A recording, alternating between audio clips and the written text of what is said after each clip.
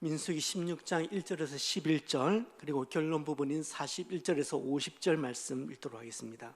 레위의 증손 고핫의 손자 이스라엘의 아들 고라와 루벤 자손 엘리압의 아들 다단과 아비람과 벨레스의 아들 온이 당을 짓고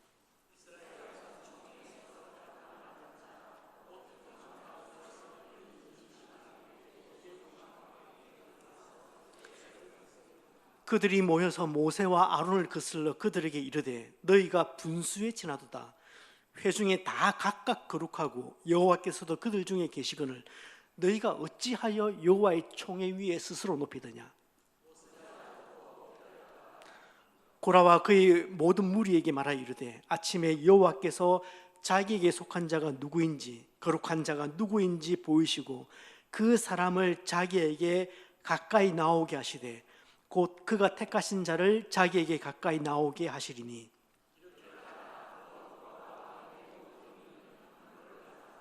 내일 여호와 앞에서 그 향로의 불을 담고 그 위에 향을 두라. 그때 여호와께서 택하신 자는 거룩하게 되리라. 레위 자손들아 너희가 너무 분수에 지나치느니라.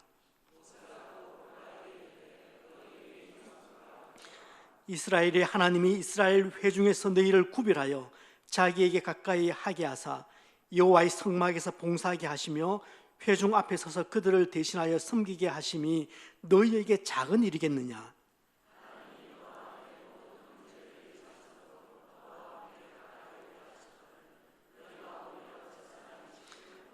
이를 위하여 너와 너희 무리가 다 모여서 여호와를 거스르는도다. 아론이 어떠한 사람이기에 너희가 그를 원망하느냐. 41절로 넘어갑니다. 여러분 읽겠습니다.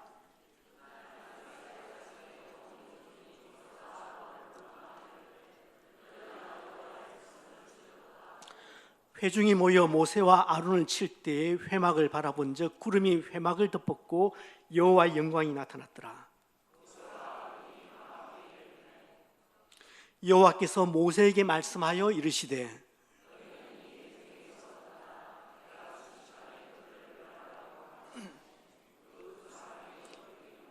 이에 모세가 아론에게 이르되 너는 향로를 가져다가 제단의 불을 그것에 담고 그 위에 향을 피워가지고 급히 회중에게로 가서 그들을 위하여 속죄하라. 여호와께서 진노하셨으므로 연병이 시작되었음이니라.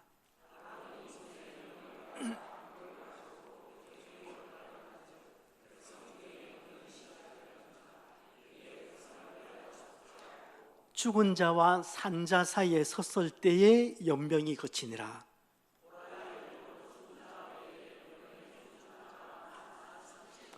함께 읽습니다. 연병이 거침에 아론이 회막문 모세에게로 돌아오니라. 아멘. 다들 아시다시피 우리가 살아가는 시대를 탈권위의 시대라고 합니다. 사람들은 누군가의 권위를 쉽게 인정하지 않습니다. 예전에는 부모님 말씀에는 그 자체에 거부할 수 있는 힘이 있었다고 믿었습니다. 선생님의 가르침은 그 자체가 권위였습니다.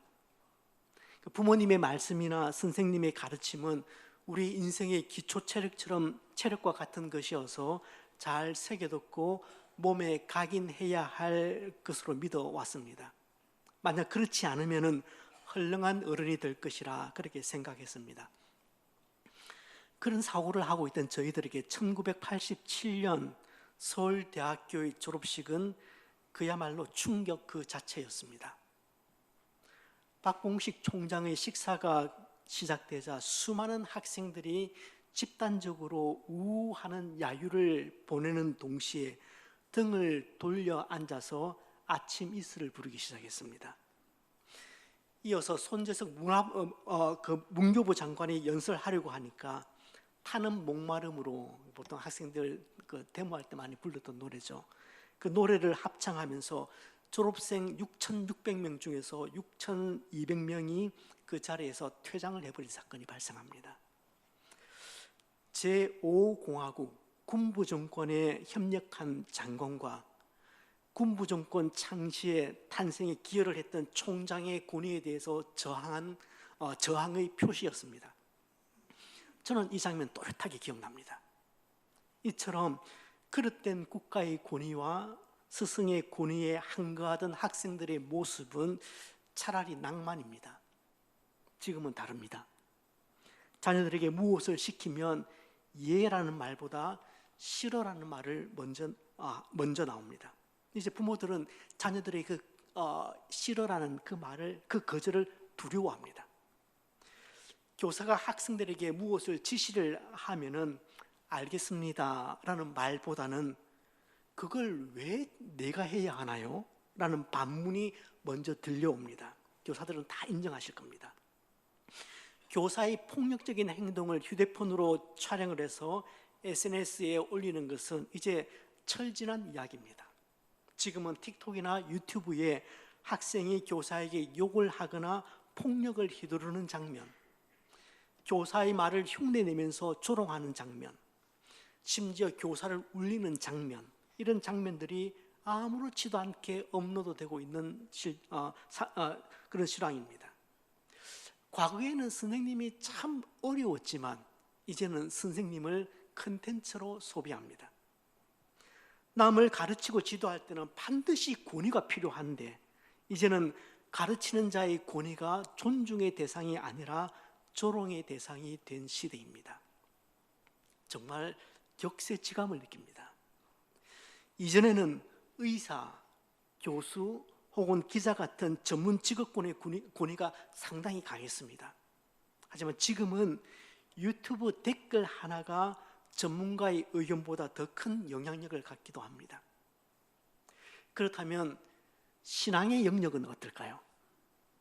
신앙의 영역에도 큰 변화가 생겼습니다.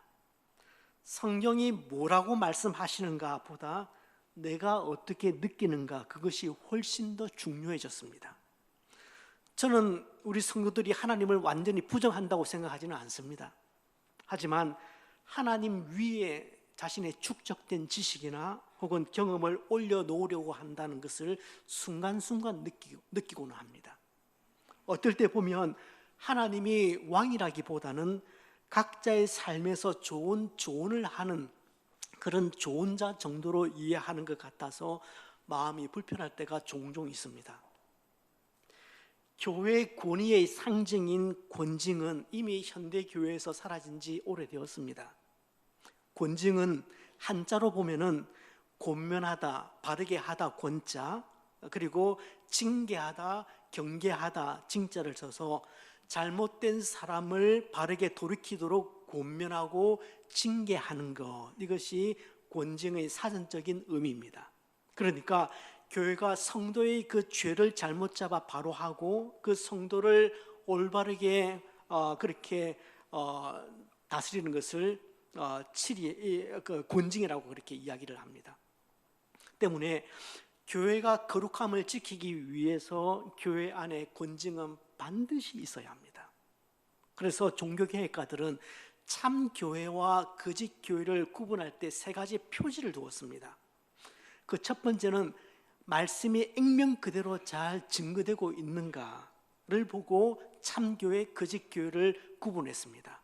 두 번째 표지는 그 교회 안에 성례가 올바르게 진행되고 있는가, 시행되고 있는가, 성찬과 세례가 올바로 시행되고 있는가 없는가에 따라서 참교회, 거짓교회를 우리 종교개혁가들은 구분을 했습니다. 마지막 세 번째는 권징이 교회 안에서 정당하게 시행되고 있는가, 그래서 교회의 거룩성을 지키고 있는가, 그럴 경우에 참교회고 그렇지 않은 교회는 거짓교회라고 우리 믿음의 조상들은 그렇게 보았습니다.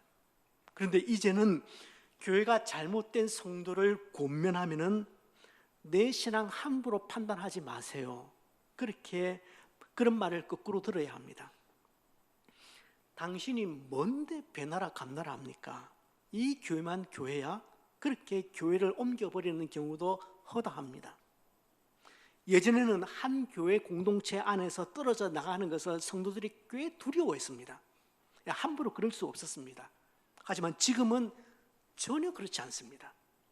신앙 공동체 안에서 권징이 사라지면은 가장 먼저 죄에 대한 경각심이 약해질 수밖에 없습니다.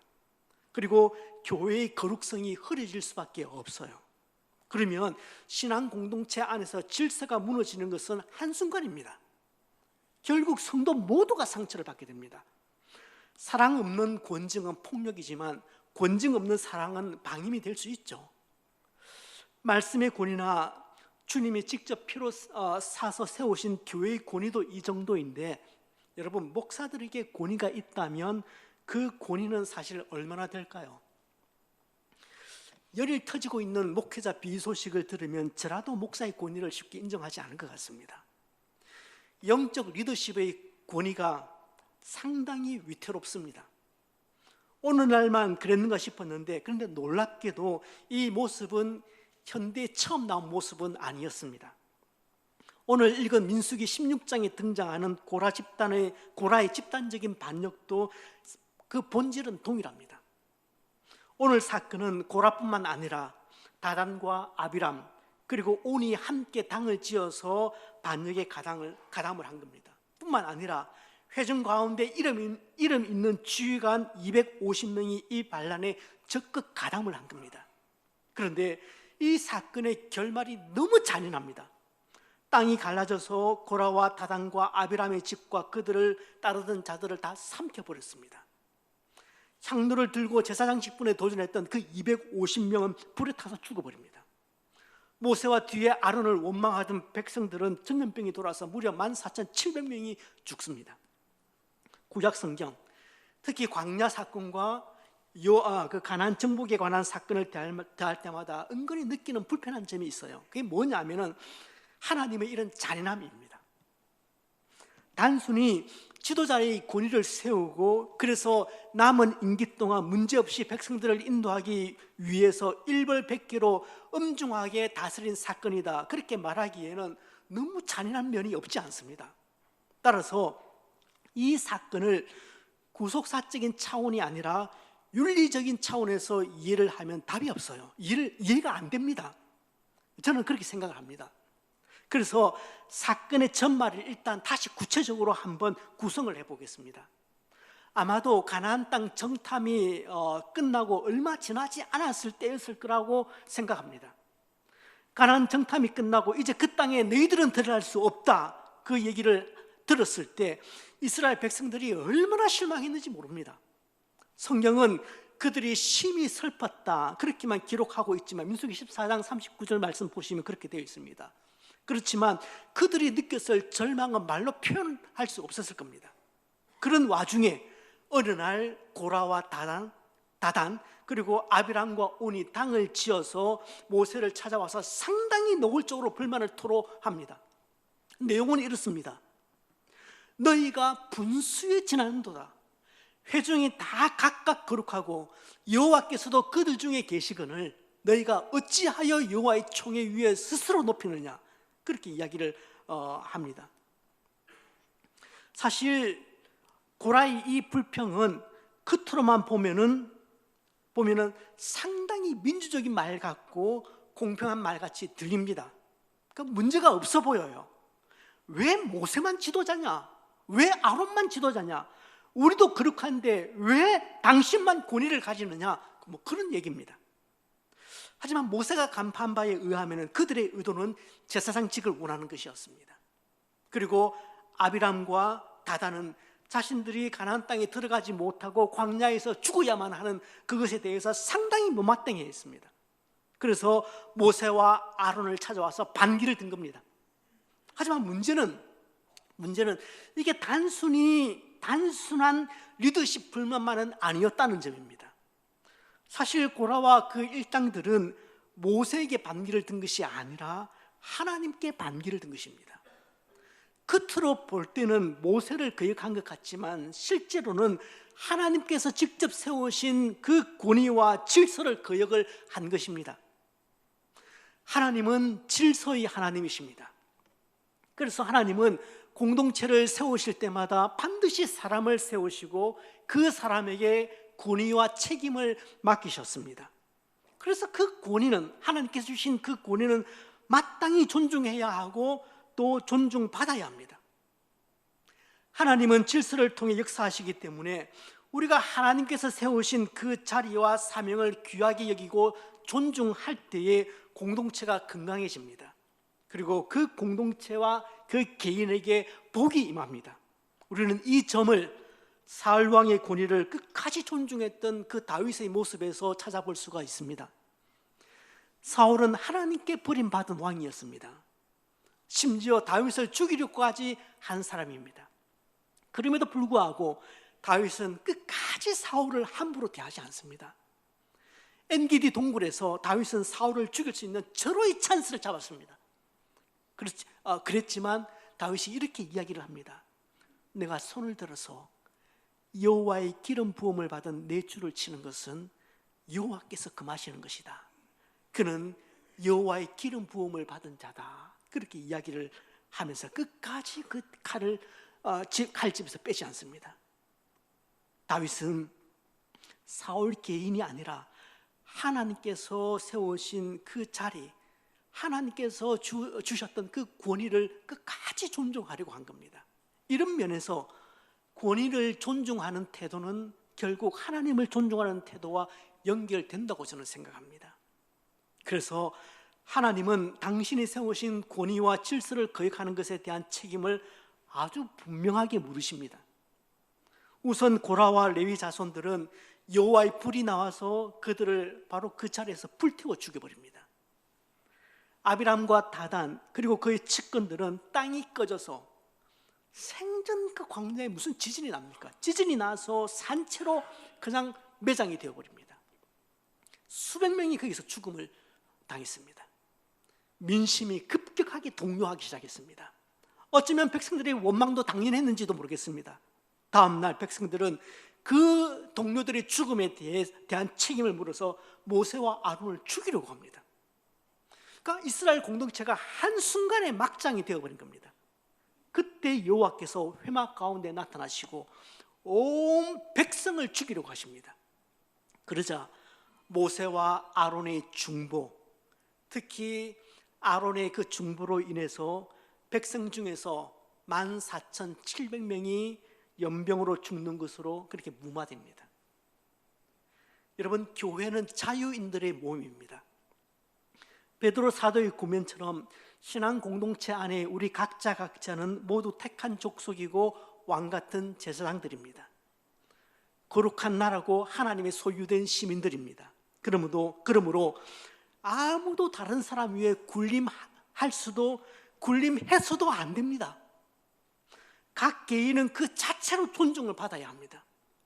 하지만 신앙 공동체 안의 개인은 각기 자기 소견에 옳은 대로 행하는 그런 무질서한 사람들은 아닙니다. 하나님은 신앙 공동체 안에서 한 사람 한 사람을 세우고 그들을 그리스도의 장성한 분량에 이르도록 하기 위해서 그들을 인도할 리더들을 교회 안에 주셨습니다. 연약한 우리 각자가 우왕좌왕하지 않도록 신앙의 경주를 잘 펼쳐나갈 수 있도록 그들을 가르치고 지도하기 위해서 신앙 공동체 안에는 지도자들을 세워주셨습니다. 히브리서 저자는 그들을 향해서 이렇게 권면합니다. 우리 같이 한번 읽어보실까요?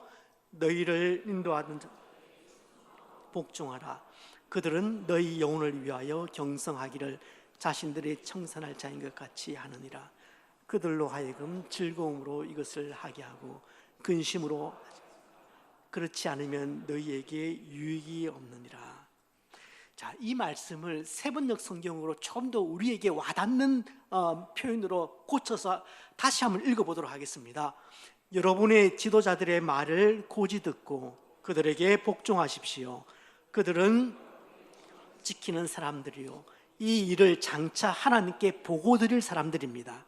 그러므로 여러분은 그들이 기쁜 마음으로 이 일을 하게 하고 탄식하면서 하지 않게 해주십시오. 그들이 탄식하면서 일하는 것은 여러분에게 유익이 되지 못합니다. 너희를 인도하는 자들에게 순종하고 복종하라. 이 말씀은 이것은 해도 되고 아니면 말고식의 간단한 그런 권면이 아닙니다. 아주 강한 어조의 분명한 명령입니다.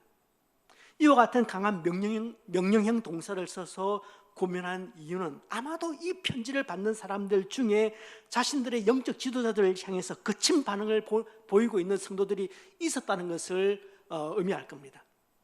그래서 당신들을 인도하는 지도자들에 대해서 복종하고 순종할 의무가 당신들에게 있습니다. 그렇게 분명히 못을 받고 있는 겁니다.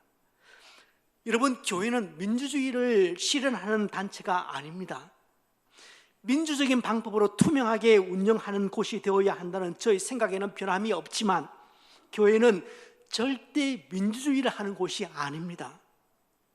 여러분, 교회는 다수결이 이끌어가는 곳 아닙니다. 다수결로 많은 결정을 하지만은 교회는 다수결이 이끌어가는 곳이 아닙니다. 한 사람 한 사람의 민주적인 생각들이 이 교회를 끌어가는 것도 아닙니다. 이 교회는 하나님이 이끄시고 하나님이 통치하시는 곳입니다. 이 교회는, 소명교회는 하나님의 말씀이 이끌어가는 교회입니다. 때문에 하나님의 말씀에 근거해서 신앙 공동체를 이끌어가려고 하는 지도자의 정당한 권위는 반드시 인정이 되어야 하고, 또 성도들은 그 영적 권위에 순종하셔야 합니다. 그것은 궁극적으로 하나님을 기쁘시게 하는 일입니다. 사도 베드로도 이 문제와 관련해서 아주 분명하게 지적을 합니다. 함께 읽습니다. 젊은 자들아, 이와 같이 장로들에게 순복하고 겸손으로 허리를 동이라. 하나님이 교만한 자를 대적하시되 겸손한 자들에게는 은혜를 주시느니라. 그런데 여러분의 영적 유익을 위해서 하나님께서 교회에 주신 지도자들, 그들의 영적인 권위에 순종하십시오, 이런 말 저는 잘 못하겠습니다. 그렇게 말하고 주장해서 권위를 세우면 제 목회가 좀 더 쉬워질 수 있을지는 모르겠지만, 그렇게 말하기에는 너무나 함량 미달인 지도자들이 우리 주변에 많기 때문에 그렇습니다. 그들을 뒤따라가다가는 영적 유익은커녕 영적 궤도 이탈이 분명해 보이는데, 그런 지도자들을 향해서 순종하라고 하면 저 역시 자신 없습니다. 청년 시절에 그런 권위에 대해서 거세게 항의를 하면서 야당 역할을 했던 제가 이제 담임 목사가 되고 교회 안에서 여당이 되었다고 해서 영적 리더에 무조건 순종하라는 말, 저는 못하겠습니다. 권위에 대한 존경이나 존중 같은 것이 급격히 허물어지고 있기 때문에 권위를 존중하셔야 합니다. 이러다 큰일 납니다. 그렇게 말할 수 있을 법도 한데, 그래도 저는 그 말 잘 못하겠습니다. 지난주에 피택자들에게 얘기를 했지만 저는 그렇게 생각합니다. 목사는 목사의 직분 그 자체에 영적 권위가 있다고 저는 생각하지 않습니다. 목사이기 때문에 권위가 있는 것 아닙니다. 적어도 저는 그렇게 생각합니다. 성도보다 못한 목사도 분명히 있지 않습니까? 마찬가지로 직분자들도 직분 그 자체가 권위를 주는 것 아닙니다. 직분은 하나님께서 주신 분명한 목적이 있습니다. 그 목적은 교회를 섬겨서 성도들에게 영적 유익을 끼치는 것입니다. 성도의 영적 유익을 위해서 잘 섬기는 그들에게 영적 권위가 있는 것이고, 그래서 그들에게 순종하는 것은 너무나 성경적인 것이고 아름다운 것입니다. 교회 안에 세워진 영적 리더들, 목회자들을 비롯해서 권위를 부여받으신 직분자들은 여러분 좀 잘 들으시길 바랍니다. 성경에서 말하는 권위는 힘자랑이 아니라 하나님께서 맡기신 사명과 질서를 수행하기 위한 것입니다. 그 일을 잘 감당할 때에 영적 권위가 생기는 것입니다. 반대로 하나님께서 맡기신 그 사명에 충실하지 못할 때 그 권위는 언제든지 빼앗길 수 있고 실추당할 수 있는 것입니다. 목사나 장로, 직분 그 자체가 권위로 통하던 시대는 지나갔습니다. 벌써 지나갔습니다. 교회 안에서 직분이나 어떤 자리가 영적 권위를 가져다 줄 수 없단 말입니다. 저는 목사에게 무조건적인 권위가 있는 것이 아니라 목사가 맡은 하나님의 말씀의 권위가 있다고 믿습니다. 다시 말씀드리면, 목사가 하나님의 말씀을 액면 그대로 선포한다면 그것이 권위가 있는 것이지, 하나님의 말씀을 그 목사가 제대로 선포하지 않는다면 그가 목사이고 설교자이기 때문에 가지는 권위는 저는 없다고 생각합니다. 때문에 목사이기 때문에 그 권위 앞에 머리를 숙이는 것이 아니라 하나님의 말씀을 맡은 목사가 그 말씀을 액면 그대로 선포하고 있다면, 또 그렇게 하기를 위해서 애쓰고 있다면, 그리고 그렇게 살기 위해서 땀 흘리고 있다면, 여러분 자신의 영적 유익을 위해서 그 권위에 머리를 숙이고 순종하는 것은 하나님이 기뻐하시는 일입니다. 내 생각과 다르다고 해서, 내 생각과 맞지 않다고 해서 리더들을 끊임없이 폄하하고 분위기를 거칠게 몰아가고 심지어 당을 짓는다면 그 사람 안에는 고라의 피가 흐르고 있는 것입니다. 하나님께서 결코 기뻐하시지 않습니다. 절대 기뻐하시지 않습니다. 말씀드린 것처럼 고라와 그 일당들의 행위는 단순히 모세의 권위에 대항한 것이 아니라 그들을 세운 하나님의 권위에 대항을 한 것입니다.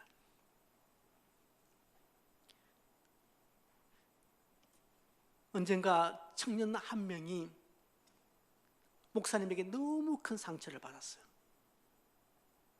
저에게 찾아온 겁니다. 얼마나 가슴 답답한 일이었는지 우연히 그렇게 저와 만나게 된 겁니다. 이 이야기를 하는데 이 청년의 억울함은 무엇이 잘못되었는지 하나하나 설명을 해서, 네가 이래서 잘못되었다 그렇게 말해줘야지 내가 그것을 받아들이고 그리고 그것을 잘못을 인정할 텐데, 그냥 목사니까 주구장창 막 두들겨 패는 것이, 그러니까 그걸 인정을 할 수 없으니까 눈물만 질질 짜다가 실컷 당하고 그렇게 나온 겁니다. 목사이기 때문에 가지는 그 권위 없습니다. 지금 아이들이 얼마나 합리적인 아이인데요. 저희 집 딸들도 한 번씩 얘기를 하면 제가 미칩니다. 그냥 부모 말이면 막 순종하면 제일 좋겠는데 일일이 설명을 해줘야 됩니다. 특별히 몇째라고 얘기를 안 하겠습니다. 분명히 여러분 일러봤을 것 같아서. 걔한테는 이렇고 이러니 이렇고 이렇게 해야 된다를 설명하지 않으면은 아빠의 권위가 잘 살아나지 않습니다. 그건 청년들이 요즘 그렇습니다. 그런 과정을 다 빼버리고 목사니까 내 말 들어야 된다. 그렇지 않습니다. 어쨌든 이 고라의 일당은 사실은 모세의 권위에 대항을 한 것이 아니라 그 권위를 세우신 하나님의 질서에 대항을 한 겁니다. 질서의 하나님께서 그것을 두고만 보실 수가 없었습니다. 그런데 그 벌하심의 내용이 여러분 아시는 것처럼 너무 충격적입니다. 여호와의 불이 나와서 반역에 참가한 그 고라와 레위 자손들을 순식간에 불태워 죽여버립니다. 아비람과 다단 그리고 그의 측근들은 땅이 꺼진 채 산처럼 땅이 매장을 시켜버립니다. 수백 명이 거기서 죽임을 당했습니다. 이것을 본 이스라엘 백성들은 그 죽음에 대한 책임을 물어서 모세와 아론을 찾아와서 항의를 합니다. 그리고 그 모세와 아론을 죽이려고 덤벼듭니다. 그러자 여호와께서 회막 가운데서 나타나셔서 온 백성을 다 죽여버리겠다, 그렇게 말씀하시는 겁니다. 그때 모세와 아론의 중보, 특히 아론의 중보로 인해서 백성 가운데서 14,700명이 연병으로 죽는 것으로 마무리되었습니다. 아마 이 모세와 아론의 중보가 없었다면 절단 났을 겁니다. 그런데 이 사건을 가만히 좀 보고 있으면 이상합니다. 하나님보다는 오히려 모세와 아론이 더 이스라엘 백성들을 사랑하고 더 참을성이 있어 보입니다. 하나님은 죽이려고 들고 모세와 아론은 그 하나님을 말리고 있는 모습입니다. 왠지 우리가 상상하고 있는 그런 모습은 아닌 것 같아요. 하나님께서는 이 일로 이스라엘 백성을 다 멸하시겠다는 그 뜻을 여러 번 보이셨습니다. 하지만 모세와 아론, 너희들은 살려줄 테니까 너희는 얼른 그 백성을 떠나라, 그렇게 말씀을 하십니다. 그렇다면 당연히 이런 질문 나오지 않겠습니까? 아니, 이게 이렇게까지 하실 일인가? 이렇게까지 하실 일인가? 아니, 이 일이 이렇게까지 일벌백계 하실 일인가? 그런 질문입니다. 여러분은 어떻게 생각하십니까? 제가 괜히 많은 고민을 한 겁니까? 그러니까 이 사건은 윤리적으로 해석을 하려고 하면 답이 안 나옵니다. 하나님만 너무 잔인해 보일 뿐입니다. 만일 이 사건을 윤리적으로만 해석한다면 우리 현실에서 적용할 수 있는 적용점은 굉장히 간단합니다. 목사의 권위에 대항하면 죽습니다. 이게 현실에 적용할 수 있는 내용이죠. 목사의 권위에 대항했다면 죽어요. 하나님께서 주신 직분에 대해서 소홀히 생각하고 분수도 모르고 그 직분자들에게 그렇게 자꾸만 불평하면 가족에 몰살당할 수 있습니다.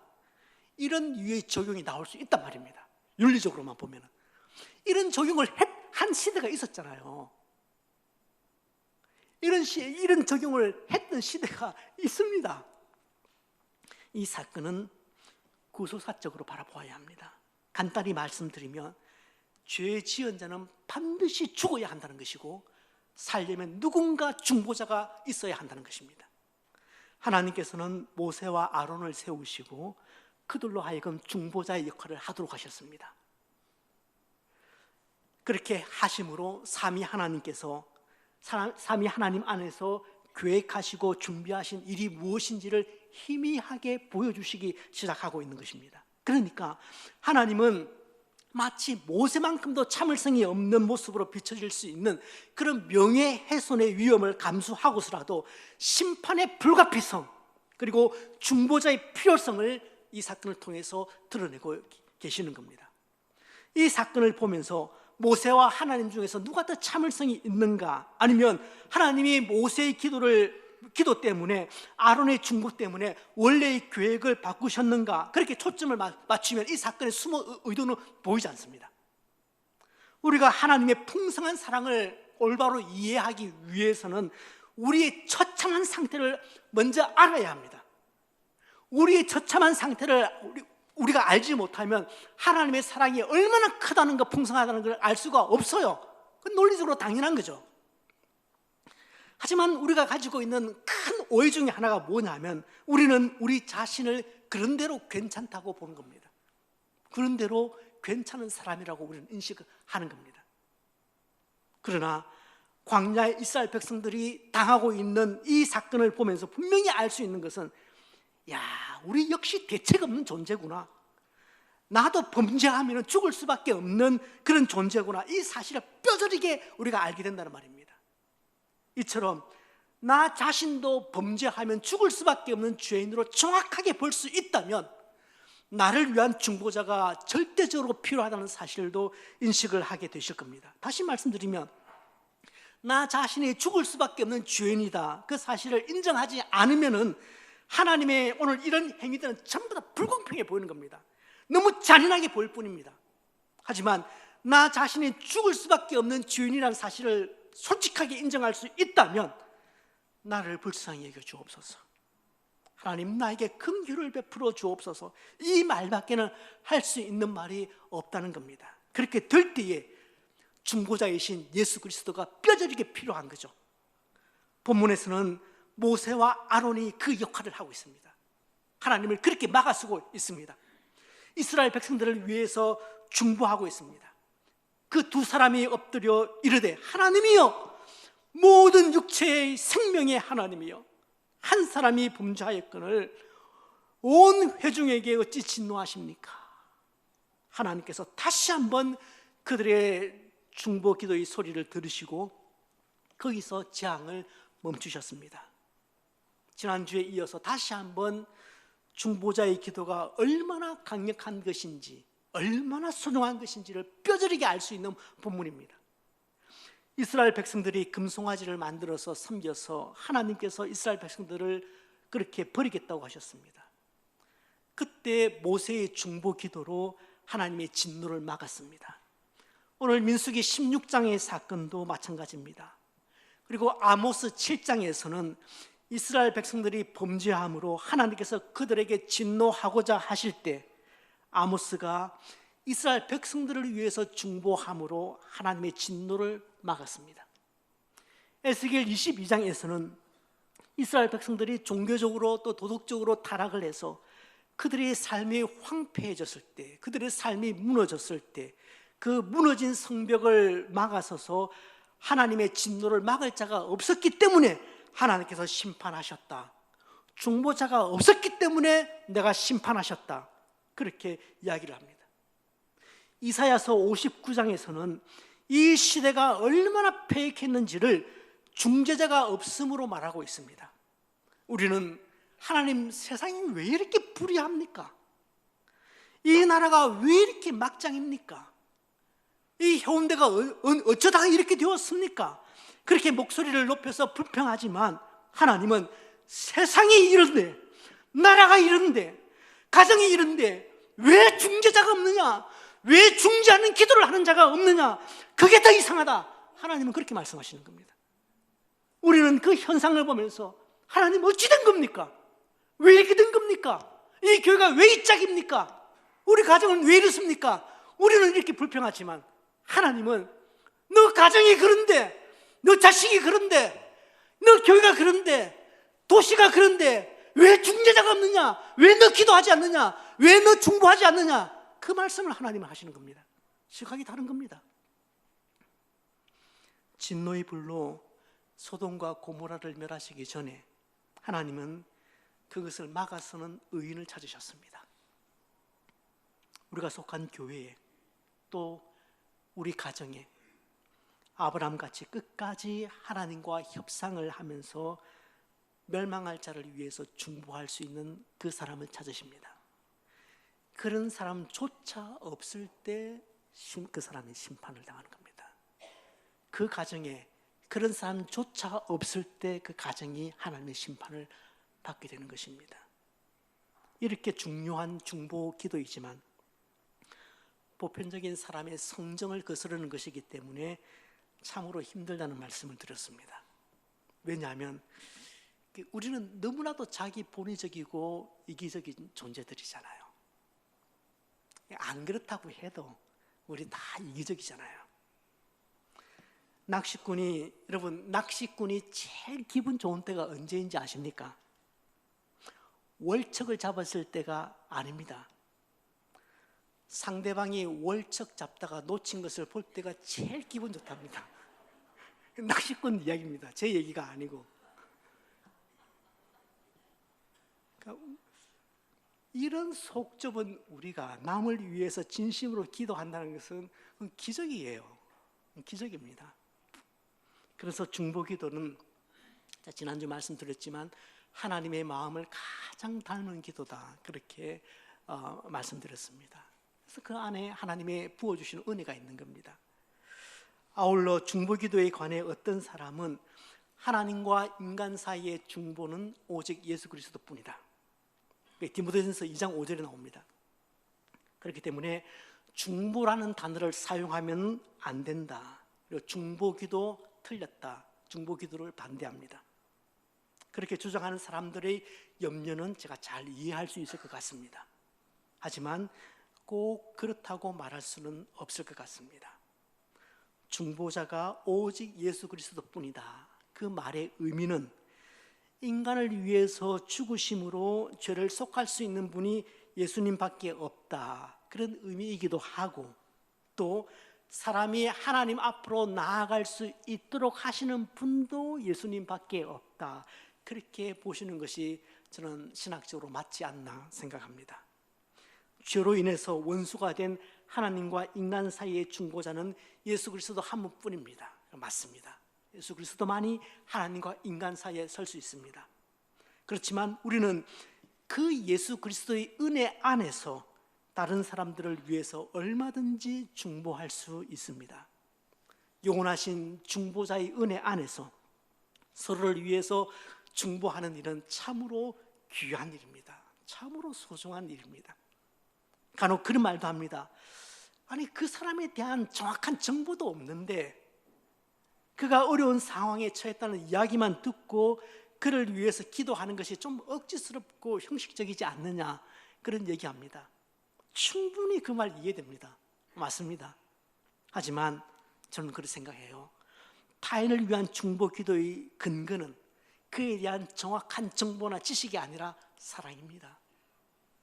사실 중보 기도를 하다 보면 그보다 힘든 경우가 뭐냐 하면은 기도하는 우리 심령이 마르는 경우입니다.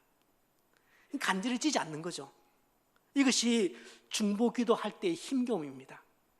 타인을 위해서 기도하는 것, 특별히 정말 생명부지의 사람을 위해서 그 기도 제목을 듣고 그 기도의 제목을 가지고 반복해서 하는 것은 그 결코 쉽지 않습니다. 그 이유는 어느 순간 그 기도를 반복하다 보면은 몸이 건조해지고 절실해지지 않는다, 그 느낌이 오기 때문에 그래요. 기도하는 내 마음에 큰 감동이 없어서 지속하는 게 힘들 때가 분명히 있습니다. 그럴지라도 중보 기도의 자리에 서는 것은 굉장히 중요합니다. 왜냐하면 정말 중요한 것은 감정이입이 아니라 그 중보의 기도를 통해서 내가 그와 함께 하겠다는 마음입니다. 여러분, 중보 기도는 함께함이고 동참함입니다. 저는 이게 핵심이라고 생각해요. 중보 기도의 핵심은 기도의 양이 많아야 한다? 저는 그렇게 생각하지 않아요. 기도의 양이 많으면 좋겠죠. 그러나 기도의 양이 많아야 한다거나 기도자의 수가 많아야 한다, 중보 기도합니다, 모이십시오 하면 구름대같이 모여야 된다, 저는 그렇게 생각하지 않아요. 그보다는 중보 기도의 핵심은 함께함입니다. 내가 그 사람과 함께 하겠다. 내가 그 사람을 모르지만 그 사람의 기도를 어렴풋이 듣지만, 제목을 듣지만 내가 그 사람의 아픔에 함께 하겠다는 함께함의 마음이 훨씬 더 소중한 것입니다. 여러분은 무엇을 위해서 기도하십니까? 누구를 위해서 기도하시나요?